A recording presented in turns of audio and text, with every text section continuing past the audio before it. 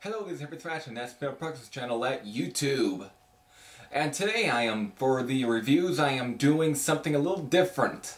I'm reviewing an album that isn't in my collection. I'm reviewing something that I heard at least on the internet. Bandcamp. It's Svbversvm's newest album that was released on October 30th, Svbversvm. Hope I pronounced that one right. Anyways, before I go into the details of the album, or what I thought of it, Svbversvm are one of the earliest, I guess, retro heavy metal bands from the early mid-2000s. I would say early 2000s. Sudden Impact, Point of Impact, I think the album was called, because I'm on Svbversvm's Metal Encyclopedia Metallum page. Yes, Sudden Impact, Forced Entry. Not Point of Impact, what the fuck I was thinking. However, I was introduced to Svbversvm with the track called Flame of the Iron Tyrants, I believe. Yes, Flame of the Iron Tyrants. On YouTube, it was through a music video, and man, I actually dug it. I really did. It was a... Svbversvm are basically... their sound isn't too far off from Judas Priest. It isn't too far off, and... Hope I can pronounce the vocalist's names right. You know, I'm not gonna... first name is Oscar. Oscar, whatever. They're a Swedish heavy metal band from Gothenburg. His voice is definitely not too far off from Rob Halford as well. It's definitely Halford-esque. Everything from his vocals to even his falsetto, you know, his screams and everything. It's definitely Halford inspired. I guess you could say that Svbversvm also probably blatantly rips off Judas Priest riff, but that's saying a little too much. That's probably going a bit too far. But really, I don't think, you know, Svbversvm are not a bad band at all. I actually dig them. They're definitely one of the ones that kind of ended up paving the way for the whole new wave of traditional heavy metal, with bands such as Enforcer and Skullfist and whatever, but Svbversvm are not too much like them. In the beginning, they had a bit of a sort of a different sound, because I'm not too big a fan of their earlier stuff. I haven't heard Lightbringer and Death in Full, but this is probably, at least besides Sudden Impact and Forced Entry, where I actually listened to a Svbversvm album in full since those two albums, because I really did start with the Death era in 2012. So, I guess now we can I can dive into the album Svbversvm. Let's just put it this way, that it's definitely a good album. I actually like this one, and again, I think it's one of the reasons for why I kind of like their later stuff more than their earlier stuff, and I haven't even heard any stuff off of Lightbringer. I did probably hear a little bit of stuff from Death besides the Flame of the Tyrants track, which was definitely Priest inspired. That Flame of the Tyrants could have easily been on Screaming for Vengeance. Got that sound to that track. However, Svbversvm is more Defenders of the Faith. This is very much Defenders of the Faith almost all the way. From tracks such as The Usurper and the Omega Device, they have they're one of the more slower tracks, but they're definitely more anthemic songs, especially the Omega Device, which has such a...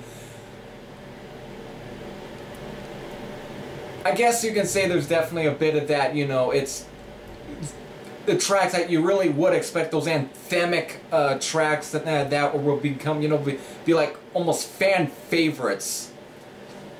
One of those, I guess, the songs that comes to mind that it's probably that these tracks are probably similar to is maybe like You've Got Another Thing Coming, You Don't Have to Be Old to Be Wise, or even off of Defenders would be maybe Rock Hard, Ride Free. What's another one that comes? I don't want to say Some Heads Are Gonna Roll, because that track, I guess, does have a bit of a turbo sound to it, but in a way, these are just like your anthemic songs. But you also got your speed metal songs, such as Return of the Iron Tyrant, Eyes of the Night, which Eyes of the Night definitely has a, you know, very much speed. And then you got Enslaver, which is very much Jawbreaker and Eat Me Alive. Though, again, two songs off the Defenders of the Faith album. It's very much like that sort of proto-thrashiness to them. And you got Svbversvm, which is probably one of the longest songs on the album, pretty much clocking on almost over 7 minutes. With I think I did say Forbidden Zone, and it's, again, another speed metal track, kind of like Free Will Burning, you know, some of those like tracks. Then you got some sorrow ones as well, like Holy Death, which is almost at times even got a bit of an accept feeling to it. Almost like for one of those slower accept songs, you know, something like that, like again, like a crossbeat of Judas Priest and Accept, or definitely not too far off from even recent band Ambush. Then you also got Temples of Void, which is it's an instrumental. I know there's another instrumental which is called Terminus, which is a more or so like an ambient sort of like track, but it serves as an intro to the Omega device. But back to Temples of Void, it's definitely a slow song, but it's, for some reason, I got a bit of a Slayer vibe from it. Like think of like Show No Mercy, or even one of the slower songs off of Hill Awaits. It's got that sort of style to it, especially again with the riffs. But then there's all these, you know, operatic like, because it's an instrumental, but the like operatic like little stuff into it. Like, I can't really put the words, but the only stuff that comes to mind is probably either like the real gothic stuff from Merciful Fate. And now it's time to get into the title track. This is definitely probably the only song that really kind of seems to have more of a Merciful Fate style to it, like mostly like something from Don't Break the Oath, and that, but combined with the stuff from Judas Priest, Defenders of Faith, very much like a clash of the two albums. That's what you end up getting with some of these, and Svbversvm is very kind of like, what's the song that comes to mind? I can't. Shit, it was like the. You know what? I got it in here somewhere. Yes, I'm cheating. I'm looking through my albums so I can find it, and bingo. I can't believe it coming to my mind. Comes to the Sabbath, almost like, you know, the thrashiness from that, or even Nightmare, like the real. Because again, both, even Judas Priest and, you know, mostly Judas Priest and Merciful Fate, they did flirt with some of the thrash stuff as well. They did, especially when you listen to Defenders of the Faith with such songs such as Jawbreaker and Eat Me Alive.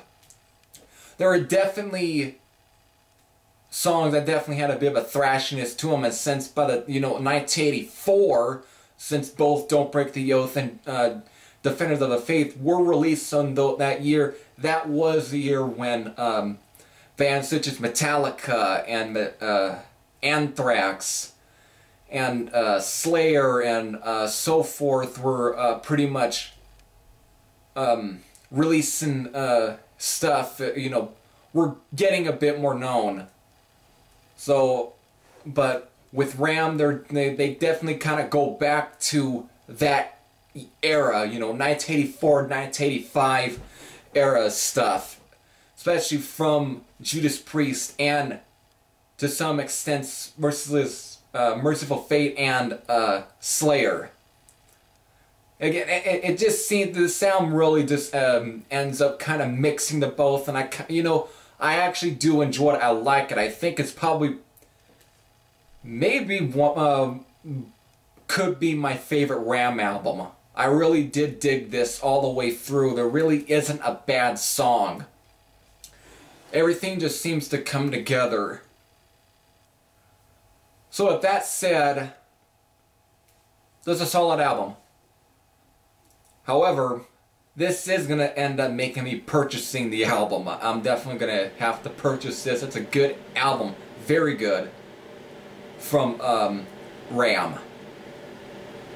So that pretty much does it for this review. If you don't even have a copy yourself, I kind of recommend checking it out. Definitely isn't bad. It's definitely good stuff from Ram. Anyways, this is Heavy Thrash saying I am out.